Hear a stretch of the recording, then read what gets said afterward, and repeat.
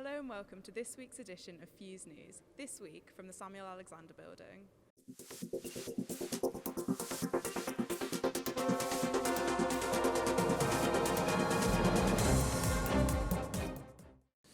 It's the week everyone has been waiting for, and the polls finally open at 7 a.m. tomorrow morning for this year's general election. The final days of campaigning are ending, and we will have a clear picture on the outcome in the early hours of Friday morning.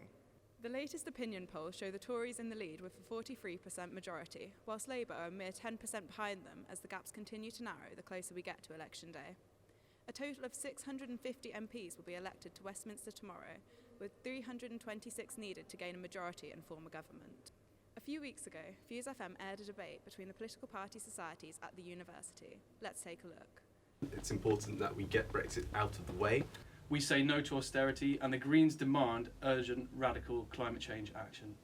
By voting Lib Dem, you're the only party that will properly stop Brexit, and let's end these logjam few years. Labour pledged to reverse the damage caused to this country by the Liberal Democrats and the Conservatives. We're the only party that stands a chance of making Britain a country that works for young people. As well as that, we also spoke to some Gorton constituency MPs on Monday about their plans for government. Well, I think we've got a really good package for students. If you look at the whole education aspect, which is sort of is important to students, right from day one, virtually, you can say, for Sure Start ideas, we are offering thousands of new Sure Starts so that people get a good start in their life. You go into then a school idea, then again we are making sure that there is a proper funding, because there's net cuts have been happening in our schools as well. We need to make sure the buildings themselves are state of the art, so the facilities they have as well. You keep moving on to then colleges and universities. Again, a big one I suppose would be straight away tuition fees. Why is it that a young person who's just starting their life after finishing their education, they should end up with 50,000-60,000 debt? So I think campus safety, things like support for tuition fees, the costs of actually living while you're at university. We would scrap all fees, and we would actually, for anyone who's under the 9K tuition fee system, we would reimburse people for those. So we'd also give people funded places. Actually, I mean, you see, I've been in this game a long time. I remember 1997 general election, when Labour's manifesto said, we will not bring in student loans, tuition fees. Within 6 months, they brought in tuition fees. I was a candidate at the general election in 2001, where Labour's manifesto says, we will not increase tuition fees. Within 3 months, it was up to 3,000. It had been trebled.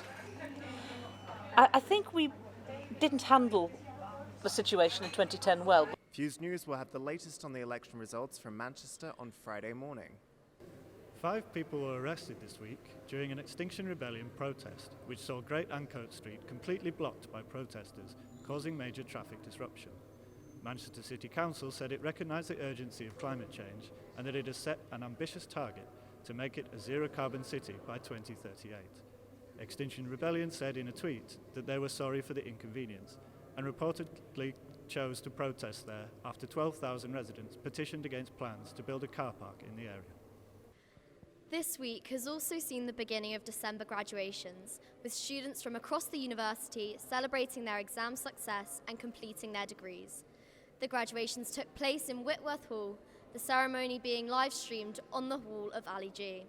University Place was also filled with graduates, where they could purchase hoodies before heading for a drink into the graduation marquee right next door. That's all from Fuse News this week and this semester. Don't forget to tune in to our election specials throughout the rest of the week. We wish you all a very Merry Christmas and hope you watch us again. Goodbye.